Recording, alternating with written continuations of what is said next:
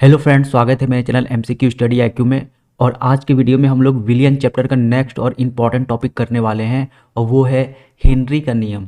इससे एक क्वेश्चन पूछा जाता है दो टाइप का। एक तो आपको पूछेगा क्या ये हेनरी का नियम क्या होता है, और उसके बाद उसका फॉर्मूला लिखने के लिए बोलेगा 2 मार्क्स में। ठीक है। और इसका नियम का जो अप्लीकेशन कहाँ यूज होता है, तो सबसे ज़्यादा आपको हम दिखाते हैं। एक क्वेश्चन पूछा हुआ है ये वाला, ये 2002 में तो पूछा, 22 में तो ये क्वेश्चन पूछा ही है। बैक डेट के ईयर में 2016 में ये क्वेश्चन पूछा है कि समुद्र के अंदर गोताखोर के श्वसन यंत्रों में ऑक्सीजन के साथ हीलियम भी मिश्रित रहता है, कारण बताएं।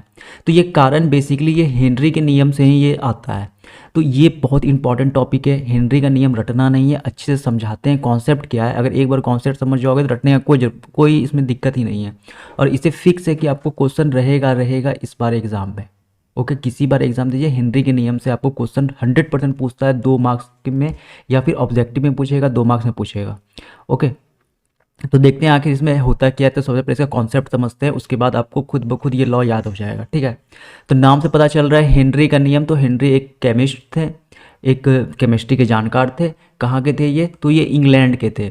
कहाँ के थे? तो याद रखना, ये इतना याद नहीं रखना, बस इंग्लैंड के थे ये।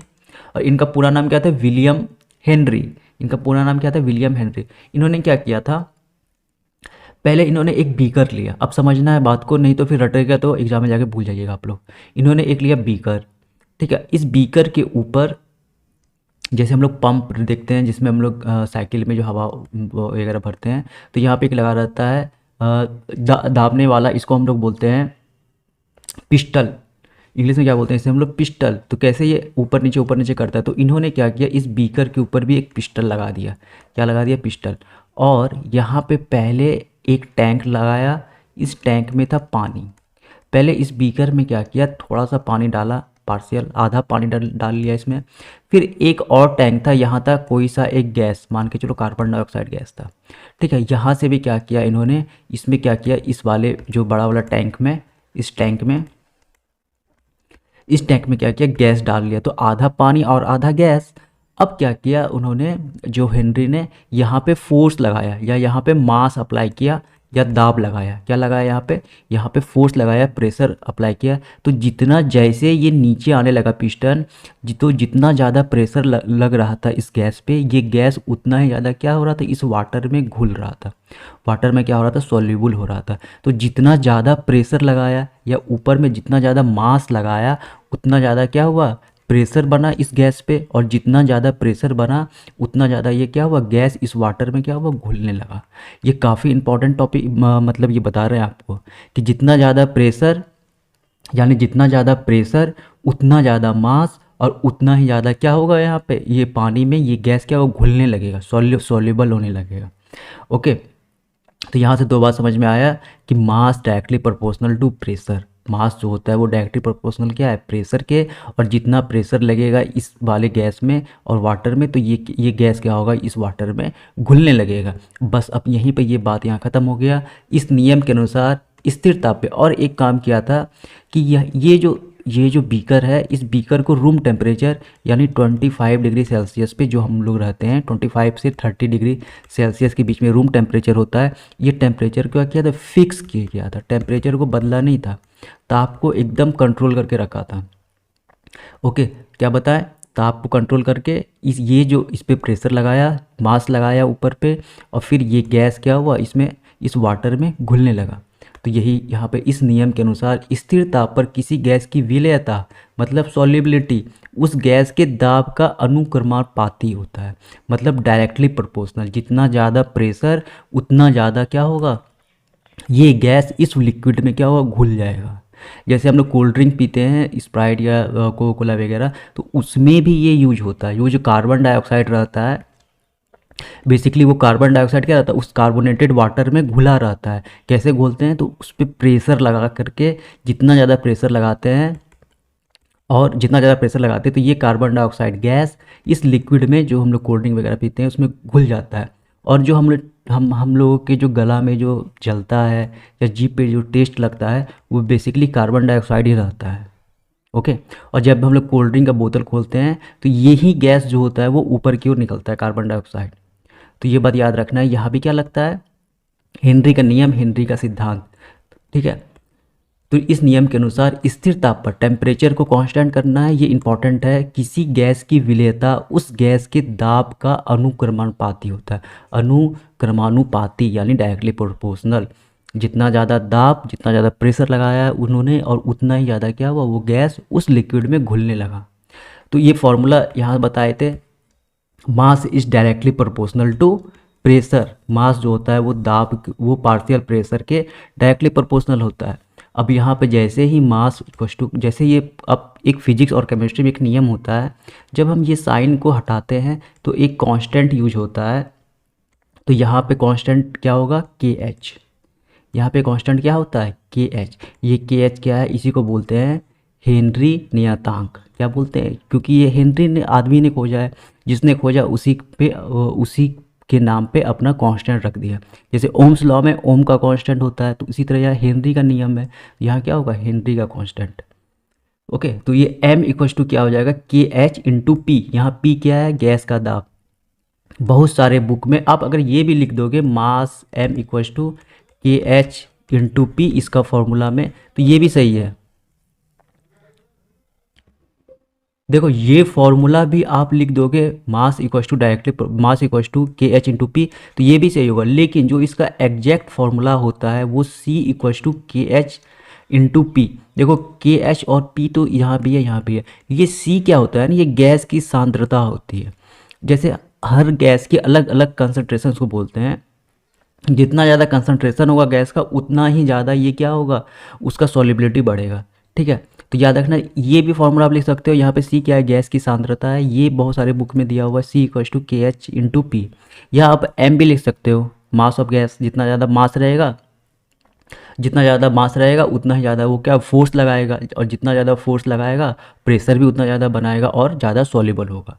ठीक है, तो इतना बात आपको बता दिए। दो फार्मूला है, दो में से कोई आप एक यूज कर लो, बट यहाँ दिखा देना ये एम क्या है। तो ये क्या है, मास ऑफ गैस है। ठीक है, ये एम क्या है यहाँ पे, तो गैस का मास, गैस का मास। ठीक है, तो ये बात आपको याद रखना है। गैस का द्रव्यमान या गैस का मास आप जो लिख सकते हो वहाँ पे, ये आप लिख लेना। ये भी इम्पॉर्टेंट है क्योंकि ये बहुत सारे बुक में ये वाला फॉर्मूला दिया हुआ है। यहाँ पे सी क्या है, गैस की सांद्रता। तो एक बार फिर से बता देते हैं, इस नियम के अनुसार स्थिर ताप पर किसी गैस की विलेयता उस गैस के दाब के अनुक्रमानुपाती होता है। और ये जो हेनरी का नियम है, ये बायोलॉजी भी में यूज होता है।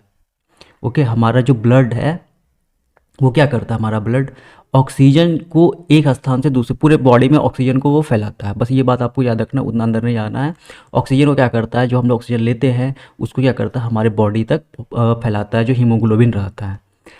अब ये क्या करता है, अब इसी पर अभी जो आगे हम लोग बताएंगे, ये वाला समुद्र के अंदर गोताखोर वाला, तो ये इसी पे नियम पे काम करता है। क्योंकि यहाँ पे हम लोगों के बॉडी पे ये बेस होता है। ठीक है, बेस्ड होता है ये वाला जो एप्लीकेशन है। ठीक है, तो इसी तरह क्या होता है, ये जो हमारा ब्लड है, जो रक्त है, ये क्या करता है, ऑक्सीजन को एक स्थान से दूसरे स्थान तक पहुंचाता है।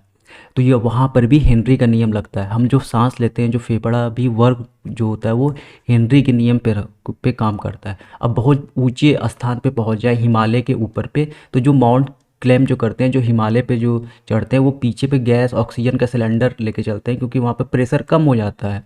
प्रेशर कम होता है तो ऑक्सीजन भी हमारे ब्लड में कम घुलने लगता है। क्यों, क्योंकि हेनरी क्या बताता है, प्रेशर ज़्यादा होगा तो हमारे ब्लड में क्या होगा, तो ज़्यादा कोई भी जो गैस है वो लिक्विड में घुलेगा। अब जहाँ पे प्रेशर कम हो जाएगा तो ये उल्टा काम करने लगेगा, ब्लड में ऑक्सीजन क्या हो, कम घुलेगा। तो वहाँ पे ये नियम लगता है। ये इंग्लिश वाले देख लेना, according to Henry law mass of gas dissolve in liquid is directly proportional to pressure applied at constant temperature. ये फॉर्मूला है, यहाँ पे एम भी डाल सकते हो, के एच इंटू पी। देखो हेनरी नियम का अनुप्रयोग, अप्लीकेशन ऑफ हेनरी लॉ। तो ये पहला लॉ है, कुल 3 लॉ है। तो इसमें पहला लॉ ये है कि सोडा जल पेय पदार्थों में कार्बन डाइऑक्साइड की विलेयता बढ़ाने के लिए पदार्थ को अधिक दाब पे बोतलों में बंद किया जाता है। देखो प्रेशर ज़्यादा लगेगा तो ही जाके ज़्यादा वो सॉल्युबल होगा। ओके, ठीक है। जितना ज़्यादा प्रेशर होगा हेनरी लॉ के अकॉर्डिंग, जितना ज़्यादा हम प्रेशर देंगे तो कार्बन डाइऑक्साइड जो गैस है वो उतना ही ज़्यादा क्या होगा उस लिक्विड में, जो लिक्विड हम लोग पीते हैं उसमें क्या होता है। अब बेसिकली कार्बन डाइऑक्साइड का ही टेस्ट हमारे गला में लगता है या हमारी जीभ पे लगता है, जो भी हम स्प्राइट को कोला वगैरह पीते हैं, ठीक है, वो लिक्विड का कोई टेस्ट नहीं रहता, वो कार्बन डाइऑक्साइड का टेस्ट रहता है। ओके, तो ये बात याद रखना। तो जितना ज़्यादा प्रेशर होगा, जितना ज़्यादा दाब लगाएंगे उतना ही ज़्यादा क्या होगा, सॉल्युबल होगा। किसके अकॉर्डिंग, तो यहाँ पे हेनरी के अकॉर्डिंग किसी किसी स्थिर ताप पर गैस की विलेयता, वो गैस को जो हम डिजॉल्व करते हैं उस गैस के दाब का अनुक्रमानुपाती होता है, डायरेक्टली प्रोपोर्शनल होता है। तो ये एक तो ये हो गया application of Henry law. In packing of soda cans water बोतल are always packed under high pressure increase the solubility of carbon dioxide gas. कौन सा गैस रहता है सोडा वाटर में, कार्बन डाइऑक्साइड गैस रहता है, ये भी इंपॉर्टेंट है। अब ये क्वेश्चन 2022 में पूछा है 2 मार्क्स में, जो कि काफ़ी इंपॉर्टेंट है। और जब भी 2 मार्क्स का क्वेश्चन पूछेगा, अगर आपको 2 में 2 लाना है तो आपको कम से कम 3 पॉइंट उसमें लिखना पड़ेगा। तीसरा पॉइंट तो ये हीलियम वाला ये रीजन बताया है, तो 2 पॉइंट आपको अच्छे से लिखना है। क्यों ऐसा होता है, देखो क्वेश्चन आपसे पूछेगा कि समुद्र के अंदर गोताखोर के श्वसन यंत्रों में ऑक्सीजन के साथ हीलियम भी मिश्रित रहता है, कारण बताएं। तो बहुत अच्छा ये रीजन आपको सबसे पहले हेनरी लॉ के बारे में बताना पड़ेगा, वहाँ थोड़ा बहुत कि हेनरी लॉ क्या होता है। अगर नहीं भी बताओगे तो आपको यहाँ से शुरू करना है आखिर इसमें होता क्या है। देखो जब समुद्र, पहले हम बताते हैं आपको इसमें बेसिकली होता क्या है। जैसे गोताखोर रहता है तो वो समुद्र के एकदम अंदर तल तक जाता है, और सबको पता है कि समुद्र में के जब अंदर में प्रेशर बहुत ज़्यादा लगता है, बहुत इतना ज़्यादा प्रेशर लगता है।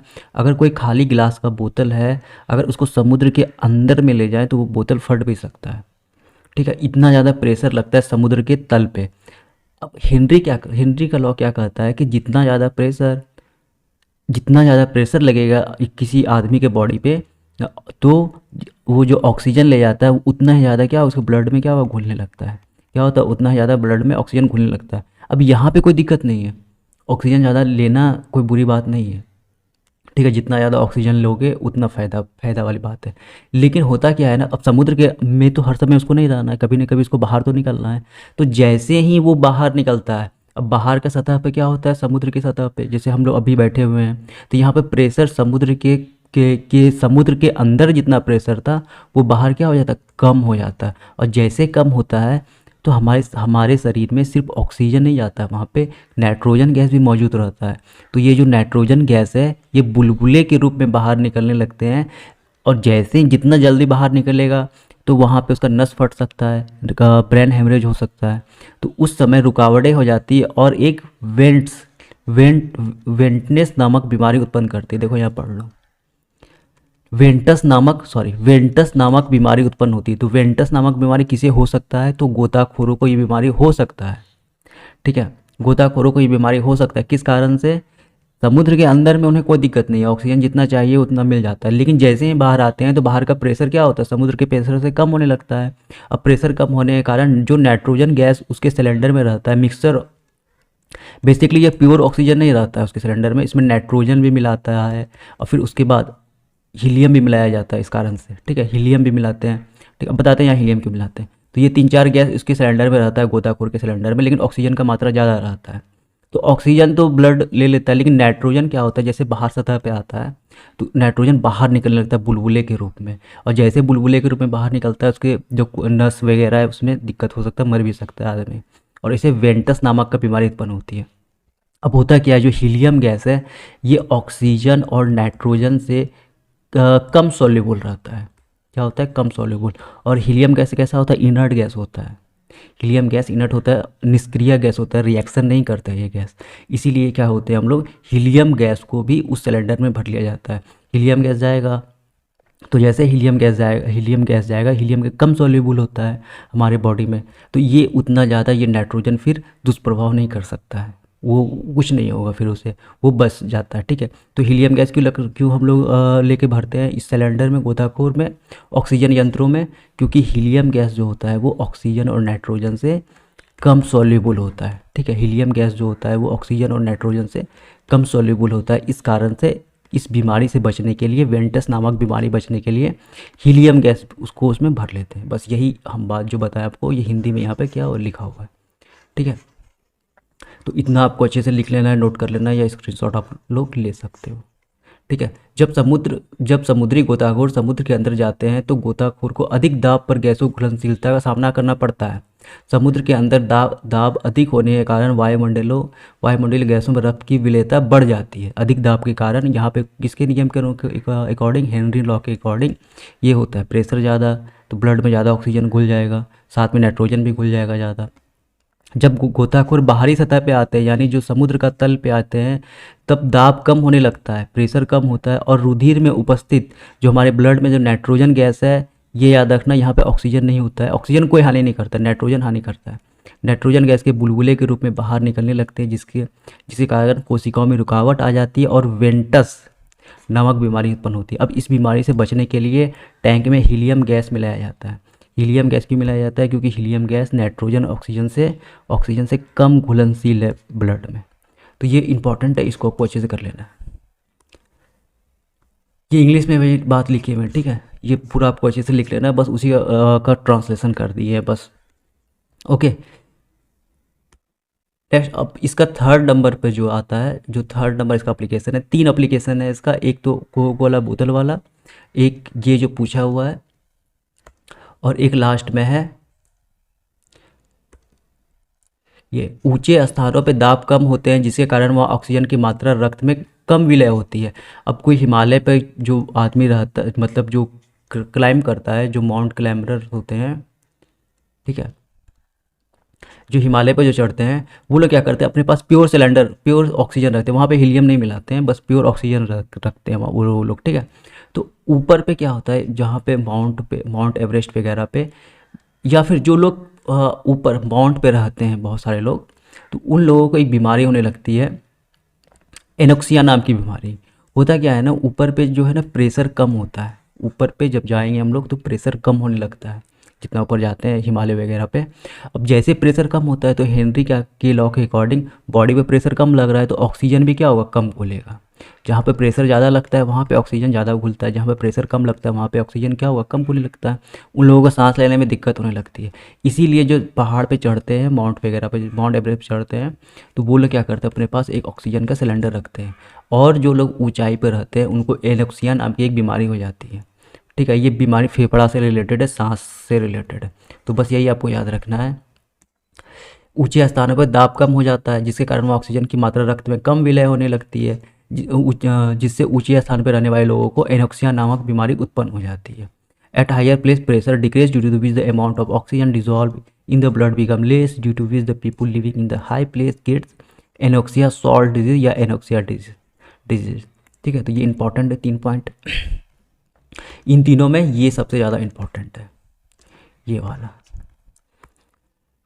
अब हेनरी का नियम की कुछ सीमाएं होती हैं, ये भी आपको याद रखना, मतलब जो जहाँ पे ये लागू नहीं होता है, ठीक है। तो इसकी क्या क्या सीमाएं होती है बता देते हैं। देखो, सबसे पहला ये नियम केवल आदर्श यानी आइडियल गैस के लिए यूज होता है, ठीक है। एक आइडियल और नॉन आइडियल गैस का डिफरेंस भी पूछता है एग्जाम में, वो बाद में बताएंगे। पहले ये याद रखना, ये आदर्श गैस के लिए मान्य है। कौन सा? हेनरी का नियम जो है वो सिर्फ और सिर्फ आदर्श गैस में यूज होता है। हेनरी का नियम उन गैसों पर लागू होता है जब विलयन कोई रासायनिक अभिक्रिया नहीं होती है, यानी अब कोई ऐसा गैस जो कि उस लिक्विड के साथ रिएक्शन कर रहा हो, तो वहाँ पे हेनरी लॉ नहीं लगेगा, काम नहीं करेगा। तो मतलब उन गैसों पे ये लागू होता है कि जो लिक्विड के साथ कोई भी रिएक्शन नहीं करे, विलियन के साथ, सॉल्यूशन के साथ कोई रासायनिक अभिक्रिया नहीं करती है, वहीं पे हेनरी का नियम लागू होता है। अच्छा, हेनरी का नियम बहुत कम, विलियन का ताप बहुत कम नहीं होना चाहिए। अब किसी सॉल्यूशन का ताप माइनस में पहुंच गया है, वो जमने लगा है, तो वहाँ पे क्या होगा, हेनरी का नियम नहीं लागू होगा। ओके, ये बेसिकली जो 25 डिग्री सेल्सियस जहाँ पे हम लोग रह रहे हैं अभी, जिस टेम्परेचर पे, नॉर्मल टेम्परेचर पे लागू होता है। ओके, ये बात आपको याद रखना। अच्छा, एक हेनरी कांस्टेंट के अकॉर्डिंग एक क्वेश्चन पूछा जाता है यहाँ पे कि ये जो KH है, हेनरी नियतांक जो है, ये किस पे डिपेंड करता है। तो याद रखना है इसमें 1-2 पॉइंट। अब जैसे कार्बन डाइऑक्साइड अलग गैस है, नाइट्रोजन अलग गैस है, ऑक्सीजन अलग गैस है, तो ये अलग अलग गैसों के लिए इसका मान भी KH क्या होता है, अलग अलग होने लगता है। हीलियम का KH वैल्यू अलग होता है, वो उतना ज़्यादा ब्लड में नहीं घुलता है, उसका सॉल्युबिलिटी कम होता है, इसीलिए के एच का वैल्यू क्या होता है, हीलियम के लिए अलग हो जाएगा, कार्बन डाइऑक्साइड के लिए अलग होता है, और ये ऑलरेडी निकाल लेते हैं क्योंकि ये कांस्टेंट है। तो याद रखना ये प्रकृति ऑफ गैस, प्रकृति पर निर्भर करता है, किसके प्रकृति पे, तो गैस के प्रकृति पे। उसके बाद जैसे टेम्परेचर बढ़ाते हैं, ताप बढ़ने पे, ताप अगर ज़्यादा होगा तो ये के एच का वैल्यू भी क्या होगा, ज़्यादा होगा, यानी ताप अगर बढ़ाएंगे तो के एच का वैल्यू भी ये क्या होगा, बढ़ने लगता है। तो ये 2 पॉइंट भी आपको के एच यानी जो हेनरी नियतांक है इसको आपको लिख लेना है। फॉर्मूला या तो मास पे लिख देना है, या तो यहाँ पे सी लिखना है, या तो मास लिखना है, लेकिन डिफाइन करना पड़ेगा। ठीक है, ये काफ़ी इंपॉर्टेंट है, ये अच्छे से बता दिए, ये इसको आपको अच्छे से याद कर लेना है, क्वेश्चन एग्जाम में पूछेगा 2 मार्क्स में, एकदम क्लियर कट एकदम ये हम समझा दिए अच्छे से, कोई रटने का ज़रूरत नहीं है। अगर पूछा जाए सबसे इम्पॉर्टेंट, तो सबसे इम्पॉर्टेंट इसमें रहेगा एक ये क्वेश्चन, और ये इटसेल्फ एक इसका नियम का ये डेफिनेशन। ठीक है, अनुक्रमानुपाती रहता है, डायरेक्टली प्रोपोर्शनल रहता है, स्थिर ताप लिखना है वहाँ पे, और गैस की विलेयता उसके गैस के दाब के अनुक्रमानुपाती होते हैं, बहुत इंपॉर्टेंट। ठीक है, तो मिलेंगे अगले वीडियो में, तब तक के लिए थैंक यू।